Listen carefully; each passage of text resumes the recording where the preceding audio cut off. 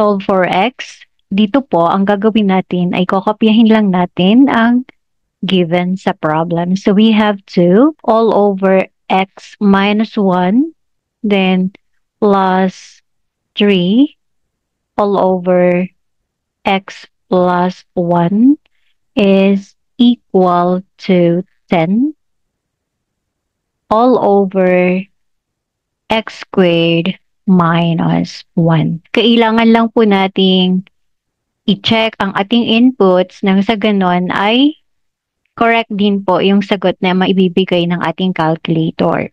So, para po sa lahat na nabibilisan sa ating tutorial ngayon, no worries dahil meron naman po tayong previous tutorial para po sa ating beginners. Pwede po natin yung unahin, then balikan na lang po natin ang ibang tutorials. Nang sa ganun po ay makasabay tayo. So, balikan po natin ito, tapos na po nating ma-input ang given equation sa ating problem. Then what's next? Meron po tayong equal sign, so ang gagamitin po natin dito ay ang shift calc or shift solve function ng ating calculator. Press natin ang shift, then ang calc, ang lalabas po ay solve for x. Ibig sabihin ay si calculator na po ang bahalang mag-solve ng hinahanap natin sa problem. Tatandaan po natin na ang number na nakalagay dito ay hindi pa po ang ating sagot dahil kailangan po nating i-press ang equal sign para hayaan si calculator na mag-solve. So, ito po, tapos na. Makikita natin yung x kasi 'di ba po, ito yung ating variable na hinahanap.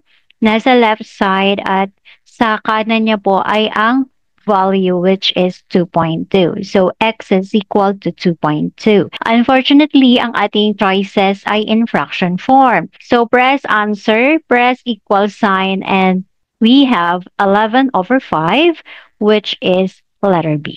So, dito naman po ay perform the indicated operation, then kukunin natin yung simplest form. Kapag ganito, lagi po nating tatandaan na ang hinahanap natin ay yung kaparehong value sa ating choices. So, paano po natin gagawin?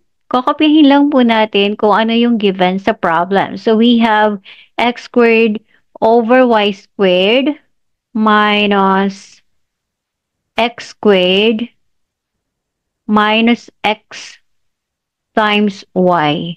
Kapag sa actual calculator naman po, mas madali pong magpindot compared kapag ganito po na nasa ating laptop. Okay, so once na na-input na po natin yung ating equation, separated dapat ng colon. Then, input natin yung a. Ang a natin ay x squared over y squared.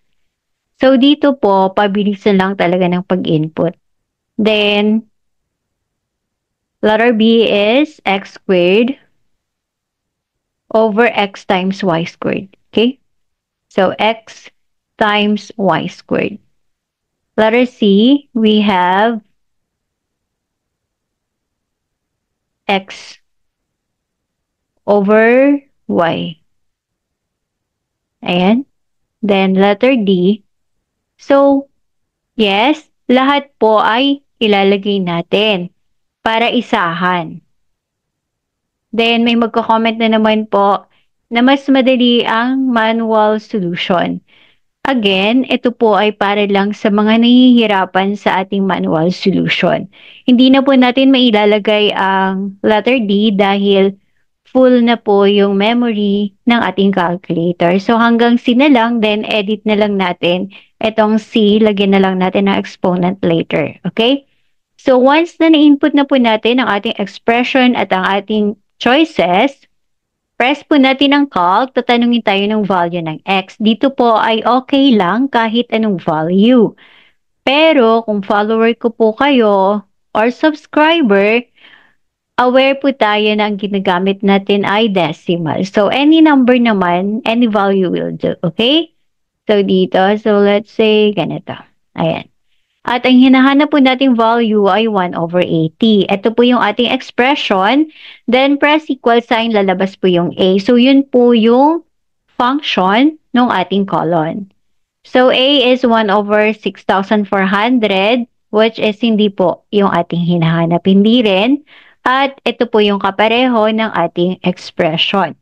So, ito po yung ating sagot. Remember na kapag sinabi nating simplest form or lowest term, ibig sabihin pareho lang po yung value, sinimplify lang natin. That is why our answer is x over y. But wait, we have to prove na ang ating letter D ay hindi po ang ating sagot. Okay? Then, press calc, press equal sign lang kasi ibig sabihin, yun din yung value na i-check natin. Again, ang hinahanap natin ay 1 over 80. At ayan po, napatunayan natin na ang sagot po natin ay si letter C. So, ganyan lang po, gamit ang ating calc function. Composition of function. And we are to solve for f of g of 2. So, dito, una po natin i-consider ay ang f of x, which is x squared minus 2x plus 1. Then, yung x po natin ay papalitan natin ng g of x dahil f of g of 2 yung ating hinahanap. Okay? So, ano nga po yung ating g of x? We have 3x plus 4. Again, yung x lang po yung papalitan natin ha. So, dito meron po tayong x. Gagawin natin itong 3x plus 4, which is our g of x. Then, yung x po natin dito ay papalitan natin ng 2. Isa-substitute natin ng 2. So, paano po natin gagawin? Using our calculator, we are to use the calc function. So, press calc, tatanungin tayo ng value ng x, di ba po? So, ito. So, gawin natin 2, press equal sign. Then, ito na po yung ating hinahanap, which is 81, letter D. Mas madali compared kung magmamanual solution tayo. The quadratic equation x squared plus kx plus 8 is equal to 0 has equal roots. Find the value of k. So dito, quadratic equation naman tayo. Paano po ba natin malalaman kapag equal roots? Ito po ay kapag ang discriminant natin ay equal to 0. So ano po ba yung formula natin sa discriminant? We have b squared minus 4ac. Right? So, ito daw po ay dapat equal to 0. So, ano po yung b natin? Ang b natin ay yung coefficient ng x. So, ano po yung coefficient ng x natin? We have k, which is yung hinahanap natin. So, dito po, gagawin po natin siyang, dahil walang k, so gawin natin siyang m. Okay? So, gawin nating m yung ating hinahanap. Then, ano yung ating a? Yung a naman is yung coefficient ng ating x squared, which is 1. So, ito ay 1. Then, times ang c. Ano yung ating c? Ito naman po yung constant, which is 8. So, papalitan natin ito ng 8. Then, enclose natin sa parenthesis.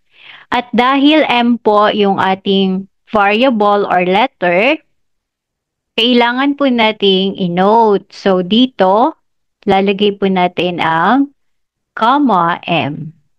Again, kapag hindi x po yung ginamit nating letter, kailangan po natin itong i-note para ma-alert si calculator. Otherwise, magiging variable error po tayo. So, ito na po yung ating equation. Then, di ba po ang hinahanap natin ay yung value ng ating m, which is k po sa ating problem. At ang gagamitin po natin dito ay ang shift calc function kung saan si calculator na po ang bahalang mag-solve ng value ng ating m. Okay? At para hayaan si calculator, press natin ang equal sign. Again, hindi pa po ito ang ating sagot. Okay? So, press natin ang equal sign at ito na po yung sagot ng ating calculator. M or K is equal to 5.65685 something something. So, answer equal sign, ito po yung sagot natin. Hahanapin po natin sa ating options kung alin po yung ganito ang decimal form. Okay. So, yung 2 square root of 2, alam po natin na maliit yan. So, try natin ang C4 automatic na hindi. So, try natin ang B. We have 4 square root of 2 equal sign.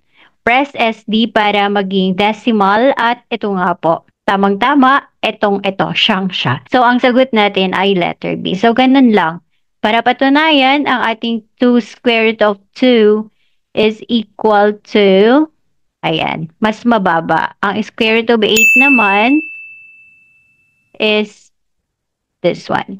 So, again, our answer is letter B. Ganito lang po.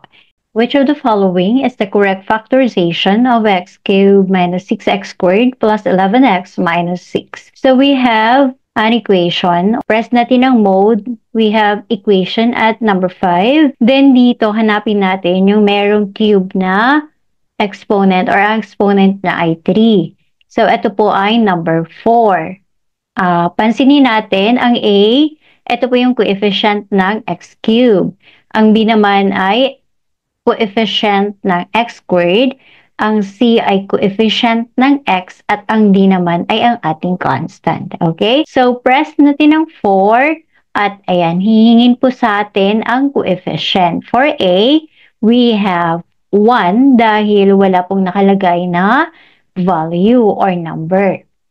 For B naman, ang coefficient ay negative 6. Yes po, i-consider natin yung minus. For C, ano po yung katabi ng x? We have 11. Press equal sign para ma-input or ma-enter po natin yung value. Then, ano po yung ating constant? We have negative 6. Then, press equal sign, another equal sign. Lalabas po roots ng ating equation.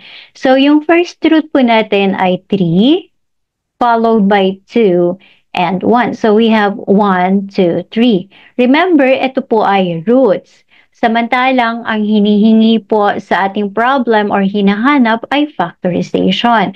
So when we have root equal to 1, ang factor niya po ay very good. Ito ay x minus 1. So kung ang ating roots ay 1, 2, and 3, therefore yung factors natin ay x minus 1, x minus 2, and x minus 3, which is letter A. So, ganito lang po kapag may mga equation tayo, kukunin natin yung roots or yung factors, mas madali na po para sa atin. Okay, so this is all. Thank you for watching. Share so we can help more self-review math majors. God bless everyone.